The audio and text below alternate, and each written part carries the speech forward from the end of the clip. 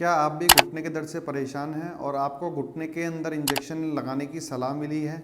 तो आइए आज बात करते हैं घुटने में कौन कौन से इंजेक्शन लगते हैं, घुटनों के दर्द के निवारण में इनका क्या रोल है और ये कितने समय के लिए इफेक्टिव है। दोस्तों, घुटनों में दर्द का जो मुख्यतः कारण होता है वो घुटनों का घिस जाना, घुटनों की कार्टिलेज का घिसना और साथ में घुटनों के बीच में पाई जाने वाली गद्दी या कुशन जिसे मेनिस्कस बोलते हैं, इसका घिस जाने की वजह से हड्डी का हड्डी टकराना होता है। इस हड्डी को हड्डी से टकराने की प्रक्रिया को ऑस्टियोआर्थराइटिस नी या घुटने का घिसारा भी कहा जाता है।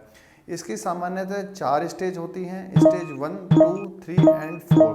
स्टेज 4 के अंदर सामान्य रूप से जो है वो डॉक्टर नी रिप्लेसमेंट की सलाह देते हैं। तो घुटने में जो सभी प्रकार के जो इंजेक्शन होते हैं वो स्टेज 2 और स्टेज 3 में कुछ हद तक कुछ समय तक लाभदायक होते हैं। सामान्यतः घुटने में 4 प्रकार के इंजेक्शन लगाए जाते हैं।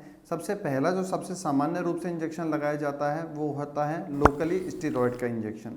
लोकली स्टेरॉयड का इंजेक्शन घुटने के अंदर होने वाले इन्फ्लामेशन, सूजन और स्वेलिंग को कम करता है और सामान्य रूप से जो घुटने के अंदर दर्द है उसको साल या 6 महीने तक उसको दर्द का निवारण कर देता है। परंतु स्टेरॉयड के लगाने के कारण घुटने के अंदर होने वाली जो ऑस्टियोआर्थराइटिस नी की प्रक्रिया है वो फास्ट हो जाती है और घुटनों के अंदर डैमेज बढ़ जाता है। दूसरा जो इंजेक्शन है जिसे हाइलोयूरोनिक एसिड बोलते हैं, जो सामान्य रूप से घुटनों के अंदर ग्रीस का इंजेक्शन भी कहा जाता है, यह इंजेक्शन 6 से 8 महीने तक मरीज के अंदर दर्द निवारक में लाभदायक होता है। तीसरा जो इंजेक्शन है जिसे पीआरपी इंजेक्शन या प्लेटलेट रिच प्लाज्मा इंजेक्शन भी कहा जाता है, यह मरीज के खुद के उसके खून से ही निकाल कर बनाया जाता है। मशीनों से बनाकर इसे नी में इंजेक्ट करने से कुछ समय तक और कुछ सीमा तक घुटने के दर्द से निवारण पाया जा सकता है।